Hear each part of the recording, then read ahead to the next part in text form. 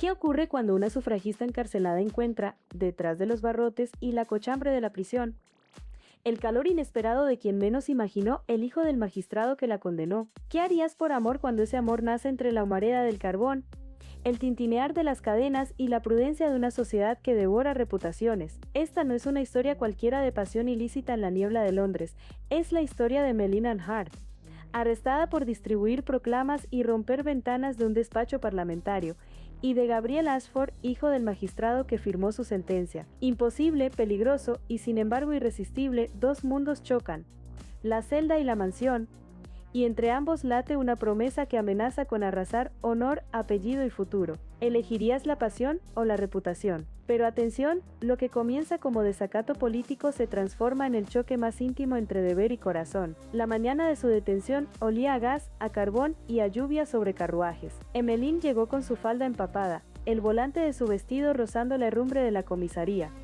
Su guante izquierdo contenía oculto un pequeño broche en forma de violeta. Era su talismán, un relicario que su madre le había dado, con una nota dentro que decía: nunca cedas al miedo. Gabriel observó el proceso desde el estrado, joven de botas lustradas y guantes de gamuza, con la atención de quien duda entre el respeto a la ley y la inquietud ante la injusticia. Hijo del magistrado, educado en salones de seda y comidas de etiqueta, había visto cómo su padre, el magistrado Ashford, pronunciaba la condena con voz firme, como si cada palabra fuera una sentencia también para la familia. Ella, maniatada por las convenciones, él prisionero de su apellido. Todos hemos sentido esa atracción prohibida, y esa misma electricidad chispeó cuando el destino los puso cara a cara en un patio de la prisión, bajo la luz mortecina de un farol de gas. Entra el conflicto, Emmeline afronta la prisión por sedición menor, rompió la ventana de un diputado con una proclama escondida entre las manos, y la sociedad murmura sobre decoro y peligro. El magistrado exige ejemplaridad.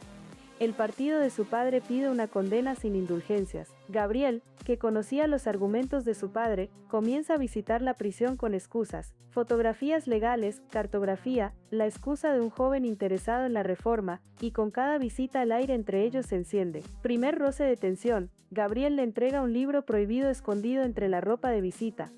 La yema de sus dedos roza la muñeca de Emmeline al pasarle la página. Lo que sintió en ese momento cambió todo. Ella, que había visto su vida reducida a un registro en la Cancillería, descubre que bajo los modales pulcros del joven hay dudas, susurros de empatía, un impulso a cuestionar al padre. Él, dividido entre linaje y verdad, se sorprende al escucharla hablar de sufragio, de madres, de hijas excluidas por la ley. Nunca has amado a alguien imposible. La tensión escala, rumores en los salones, cartas anónimas que apuntan a una relación incipiente, el padre cada vez más vigilante. Emmeline ha recibido la visita de una amiga que le dejó un guante de seda con dentro un trozo de carbón y una nota: no te rindas. Gabriel, desde la ventana de su despacho en la mansión Ashford, contempla el humo de las chimeneas y se pregunta si su nombre vale más que la justicia. ¿Qué harías por amor?, se pregunta. Y la respuesta lo obliga a cruzar líneas que no puede borrar. Una noche bajo el velo de un tren de vapor que silba hacia la estación en la niebla, Gabriel arriesga un contacto más prolongado,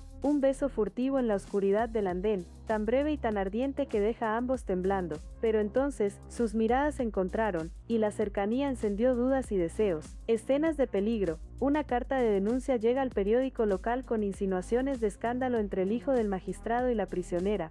La prometida de Gabriel, una joven de título y expectativas, empieza a notar ausencias en sus paseos. Emmeline enfrenta la posibilidad real de que una asociación entre ellos destruya no solo su nombre sino la causa misma. Las autoridades podrían desacreditar el movimiento como mera pasión desestabilizadora. Gabriel debe decidir entre la lealtad filial y la lealtad humana. Lo que está en juego no es solo romance sino el futuro de mujeres que claman por voto, por voz, por dignidad. Todos los giros amenazan con separarles: una visita vigilada, un registro de la celda que confisca el relicario de Violeta, un periódico que insinúa chantaje. Pero entonces, el tiempo se detuvo cuando ella, en una declaración ante el juez, miró a Gabriel desde la galería, y con un gesto apenas perceptible, le lanzó el relicario. En el punto culminante, Gabriel enfrenta a su padre. En el estudio convertido en tribunal privado de la mansión, con cortinas de terciopelo, el magistrado Ashford golpea la mesa y habla de honor, de deber, del peligro de ceder a impulsos. Gabriel, con las manos cubiertas de carbón del tren y del trabajo de una imprenta clandestina, donde empezó a ayudar a las sufragistas,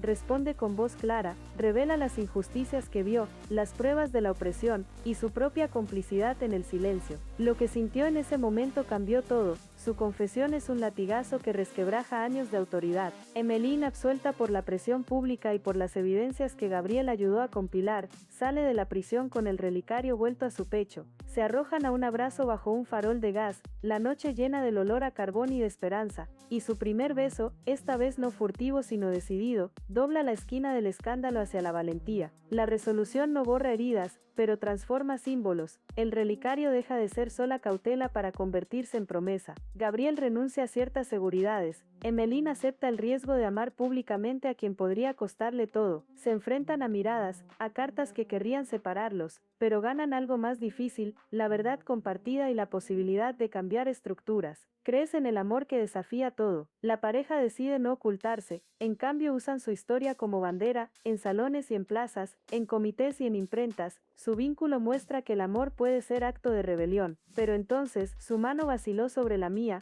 un pequeño recuerdo que transforma el miedo en coraje, y así entre silbidos de tren y campanas lejanas, sellan su destino. Al final, la violeta dentro del relicario deja de ser flor marchita y se convierte en emblema de resistencia, de pasión y de una promesa que desafía linajes. Emmeline y Gabriel no destruyen la corte ni revocan leyes de un día para otro, pero sí prueban que el corazón puede reescribir decretos más rígidos que el mármol. ¿Elegirías la pasión o la reputación? ¿Qué harías por amor? Si te conmovió esta historia de riesgo y ternura, sigue escuchando relatos donde las convenciones se confrontan con el deseo. Hay más historias en la niebla de Londres esperando ser contadas, porque el amor, como la luz de un farol en la niebla, siempre encuentra su camino.